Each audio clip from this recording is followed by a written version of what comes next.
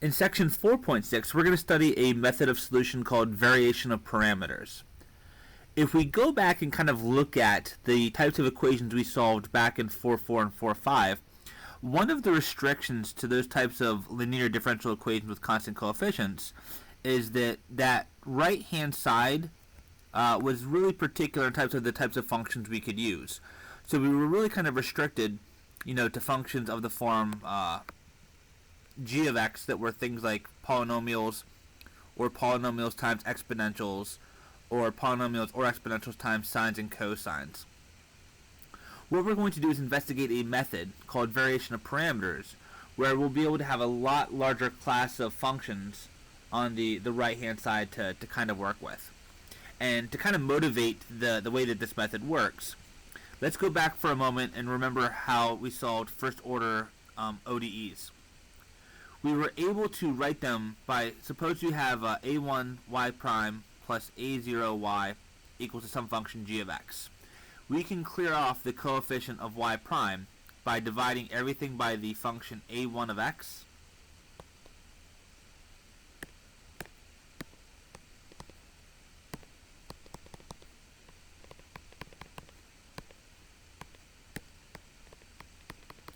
in order to write it in this standard form. The method of solution that we used was what was called the integrating factor. So for this linear differential equation, we know that that we had the following integrating factor. It's e to the integral of p of x dx, was our integrating factor, such that if we multiplied both sides of the differential equation by this integrating factor, we would end up with the following thing. So we have dy dx plus p of x y multiplied by e to the integral of p of x dx is equal to e to the integral p of x dx times f of x.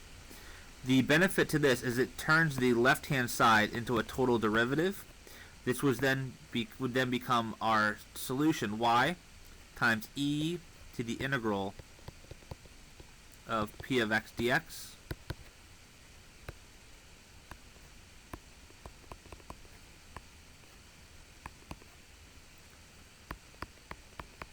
and then we said that the way that we could solve this was now to go ahead and integrate both sides with respect to x.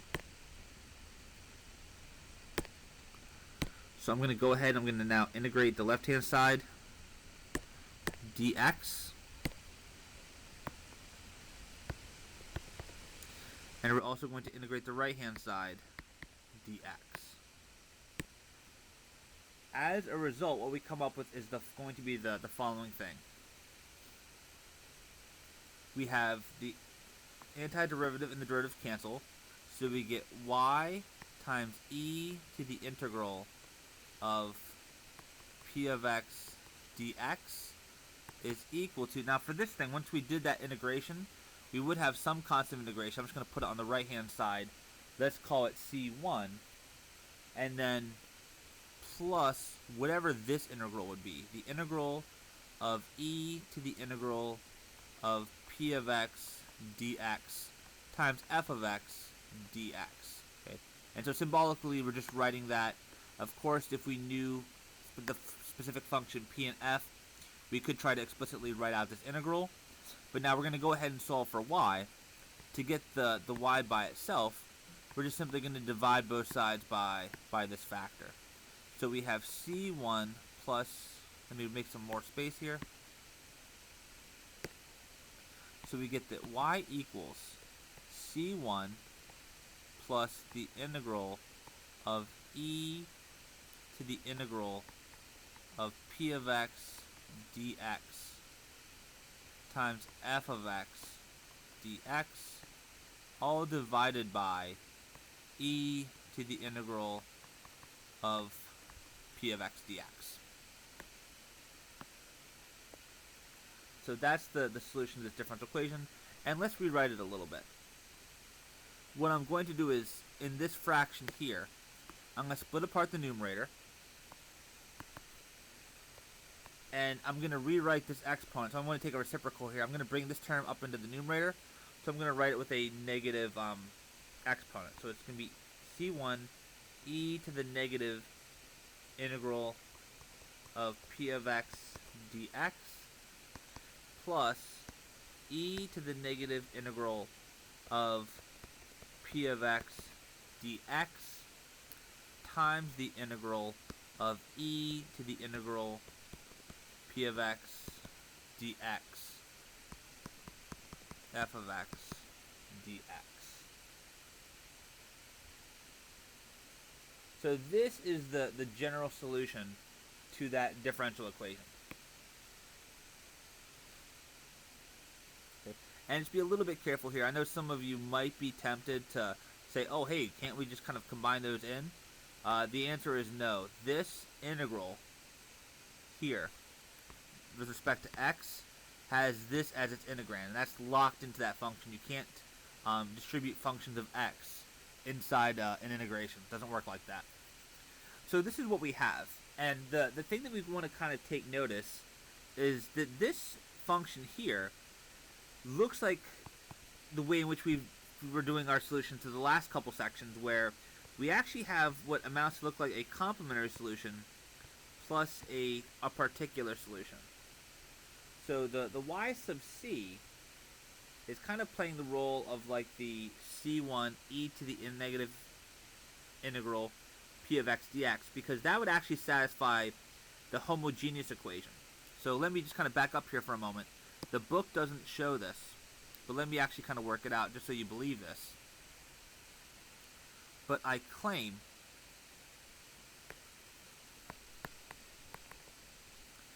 that the c1 e, that was weird, c1 e to the negative integral of p of x dx solves the homogeneous differential equation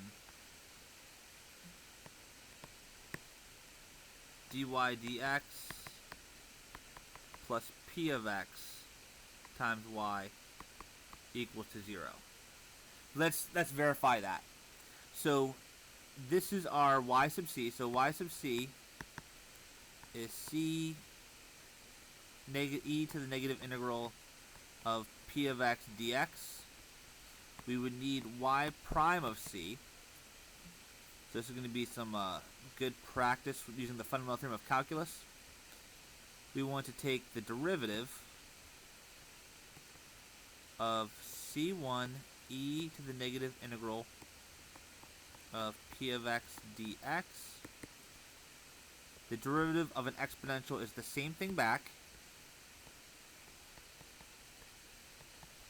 but then from the chain rule, we need to multiply by the derivative of the inside function, which would be this exponent, negative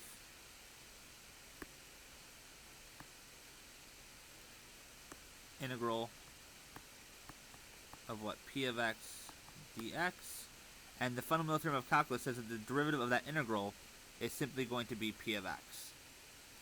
So we get negative c1 e to the integral of p of x dx times p of x. I just wrote that like this.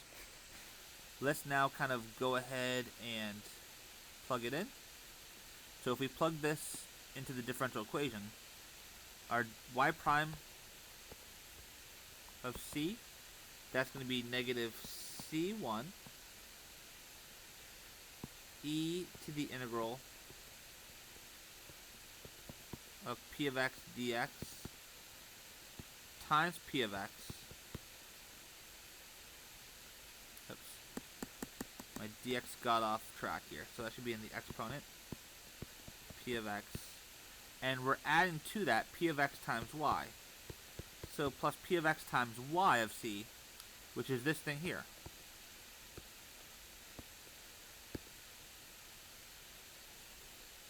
Don't drop your negative sign.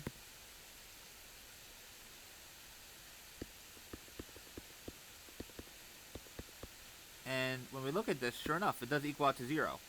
These two terms are equal and opposite, so we do get 0 equals to 0. So what that shows is that this particular term right here is a solution to the homogeneous differential equation dy dx plus p of x y equals to 0, which means that this looking expression here, this would be playing the role of our particular solution y sub p.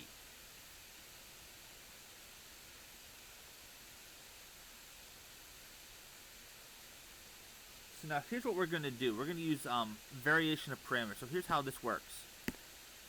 So going back for a moment, so let's suppose that we have, suppose that y1 is a solution to the homogeneous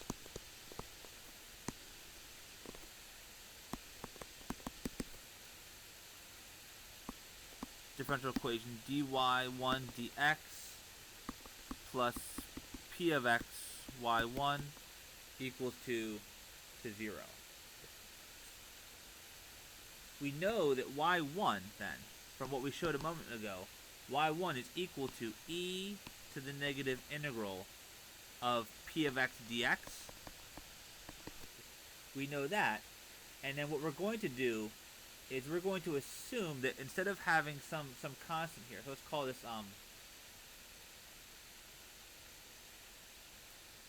excuse me, sorry. Blah, blah, blah, blah. What am I trying to say here? We also know that the general solution to this, so part of this would include the y1, c1 times y1 of x.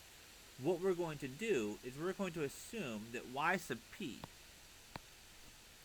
variation of parameters, is going to be,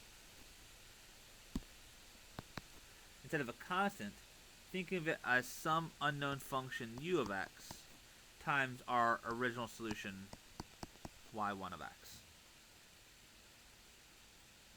We can substitute this now into the differential equation to try and solve for and get an expression for y sub p, where y sub p is going to be found by literally solving for u1 of x if we already know the homogeneous solution y1 of x. So let's plug yp into this differential equation. So we're going to have d dx of u1 of x y1 of x plus p of x times yp. That is going to be u1 of x times y1 of x. And actually, let me just kind of drop the x here. We know that these are both going to be functions of x. Just to make the writing a little bit cleaner. u1, y1 plus p of x times y, p. So that's going to be p times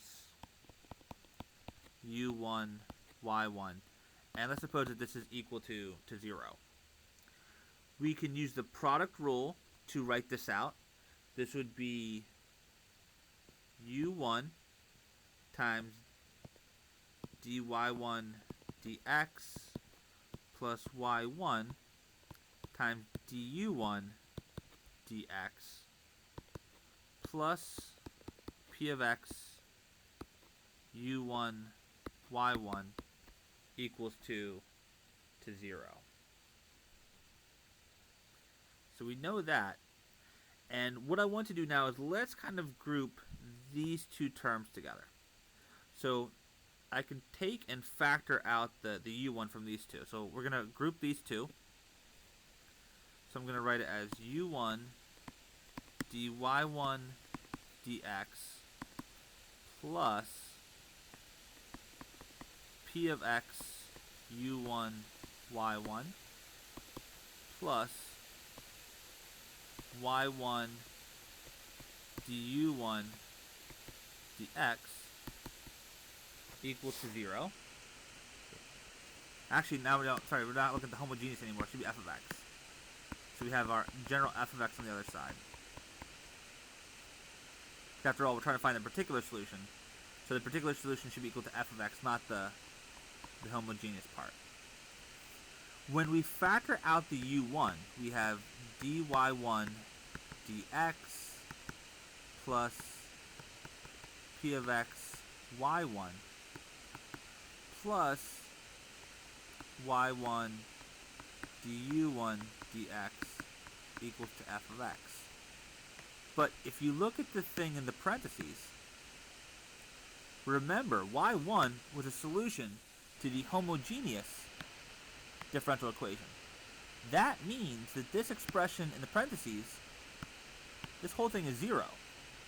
So this term drops out, and what we have now is that y1 times du1 dx is equal to f of x. And now we can go ahead and solve this. This is separable. We can divide both sides by y1. So we get the following. We get f of x divided by y1. And now if we integrate both sides with respect to x,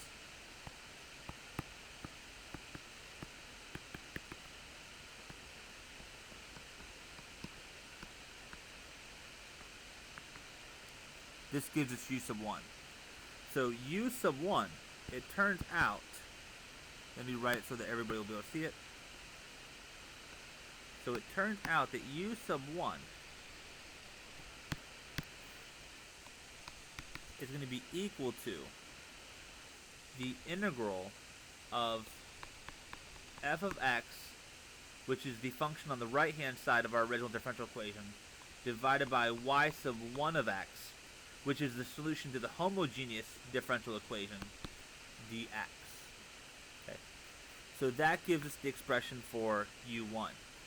Now, that's not the end of it, because remember, at the end of the day, we still need to find y sub p, and y sub p is simply u1 times y1. So our solution here is going to be, I'll write it as y1 of x first, and then I'm going to put the u sub 1 of x, which is the integral of f of x, y1 of x, dx. And that is now our particular solution. So using the method of variation of parameters, we are actually able to solve this differential equation. So the answer is, what is the solution? Well, going back for a moment, we saw that it was what? The differential equation was dy dx plus p of x y equals f of x.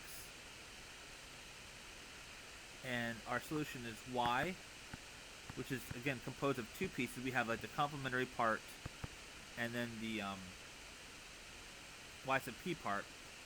This was equal to, we saw that the y1, the solution to the homogeneous part, that was c1 e to the negative integral of p of x dx, plus our particular solution, which we now know its form.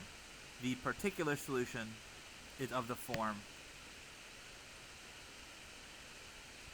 y1, which is the solution to the homogeneous differential equation, times the integral of f of x divided by y1 of x dx.